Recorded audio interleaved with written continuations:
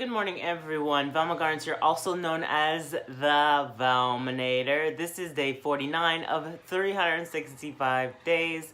I tried going live on my Facebook fan page and also my Instagram live, and it just was not working for me this morning. So I am uploading this video for you today.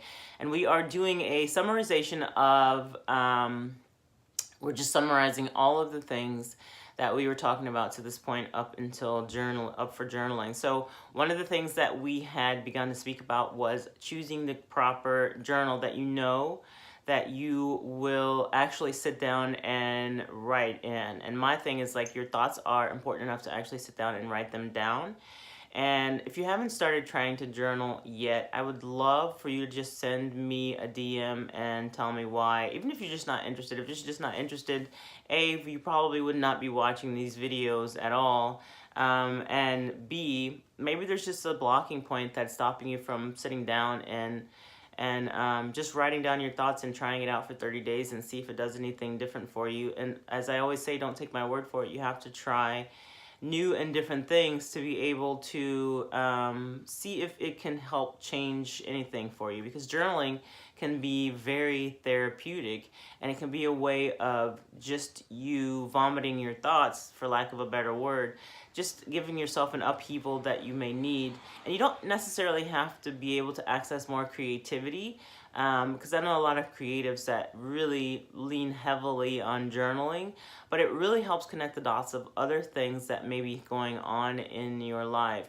So you don't have to necessarily want to be creative or a creative writer or anything like that, but it might start connecting all the other things that you can't figure out on the other side of your life, because you're just accessing that part of your life. And usually the things that come together is when you're not trying to make those things come together.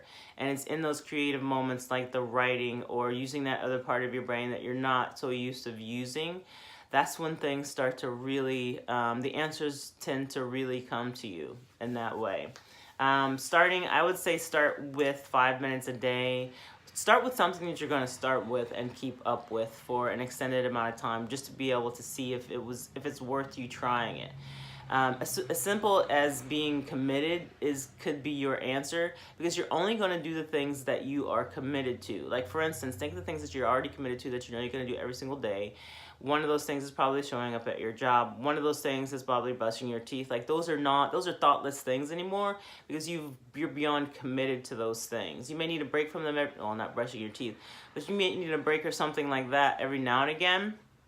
But I would say keep going with, in that line, connect the same mindset to your journaling as you would to anything else that you have a major commitment to in your life. So that's one of the things I wanted to say. Choose something that you'd be excited to write down in, like leather journals. You have to choose wisely with that. And it can be fancy, it can not be fancy. I would just say avoid like those composition notebooks, the ones that look like the Dalmatian spots on a dog, those things, because it just feels like school. Like you'll feel like you're doing an assignment. And then avoid like legal pads, just because I don't think that that's going to inspire anybody to sit down and write down on a legal pad. You can probably fill a good sized journal in about a year, and just start with whatever will make you start. Like, start with what's going to bring you back repeatedly. Set a goal for a certain amount of time that you're going to write each day. It could be a few words, it could be a few pages, it could be you sitting in front of the journal, or just being in that act of trying to do something different, or taking you out of your normal routine to get yourself started with something. Don't ever worry about proper English or how well you write. And also don't ever write for show. I'm having my coffee here. Ain't no shame. A couple of reasons why I think journaling is important. It can definitely help clear your head. Like I said, it's like that vomiting effect of getting everything out of your mind. So it kind of frees up free space for something else, so you can think about something else or spend time thinking about something else. It helps you make important connections or seeing guideposts and milestones that you've done up until this point that maybe you've not been able to piece together. It helps buffer and reduce negative experiences. With that, I just mean that when you are having to have a conversation that's uncomfortable, it's good to have, write it down or go through it in your mind first before you actually have the conversation. Imagine waking up in the morning and journaling for 5, 10, whatever amount of time that you've put aside. to plan your day essentially before you even press the snooze button. So instead of conditioning yourself to press the snooze button, you're making yourself get up in the morning and write for a few minutes each day. Or checking your email, social media, because then you're just getting caught up in other people's agenda when you do that. So this time is just time that you're spending with you, and you're making sure you're getting some things down on paper, and it just helps for a much more productive day. I think we've just become input addicting, and we had a great conversation about this on that last live that I did.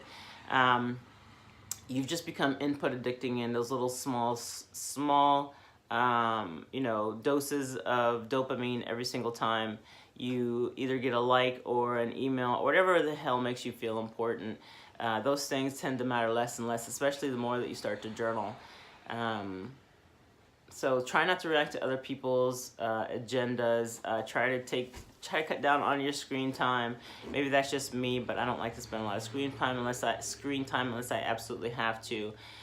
So you're training your subconscious mind when you actually sit down and write, especially if you're writing early in the morning or late in the evening. You are training your subconscious mind to be available to get the ideas that you need, probably from things that you've been trying to come up with for a really long time. So the best time to sit down and journal are the first 3 hours that you wake up in the morning or in the evening before you go to bed.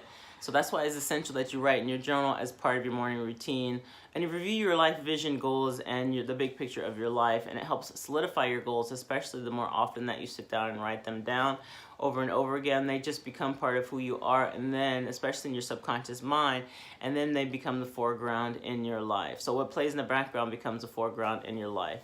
And then what flows from the lips comes from the heart. You know what I mean? So if you're saying yourself to over and over again. So there's so many different ways other than rewriting your goals over and over again. You can look at them every single day rather than rewriting them if you don't have the time to do that. But it makes it easier to be present and reflect and unwind when you're journaling. Also, there's different types of journaling. This is the last one that I did. I'm trying to wrap this up and not go over 8 minutes. But I think that you can find many different ways to try and keep your journaling, because you have to do what works for you, and it's going to keep you committed to the whole process. And whether it's cutting out pictures, going to Pinterest, like reminding yourself of those things, bringing it into your mind's eye constantly will help you get there faster, rather than just hoping it'll happen or just not trying anything different. So that's it. That's all I got. A summarization of journaling. Thank you so much if you made it all the way to the end of this video. I really do appreciate you. I'm sorry I could not appear live this morning. Just couldn't get everything to connect. So go ahead and punch on the link in my bio. If you punch on the link in my bio, you'll have many different prompts to kind of help you started with journaling. And also, if you're on my Facebook fan page, it's going to be in the link above this video, which I always seem to forget to put it on there. So thank you so much, guys, and I will see you tomorrow at 8 a.m. Bye! Happy Sunday. Make it a good one.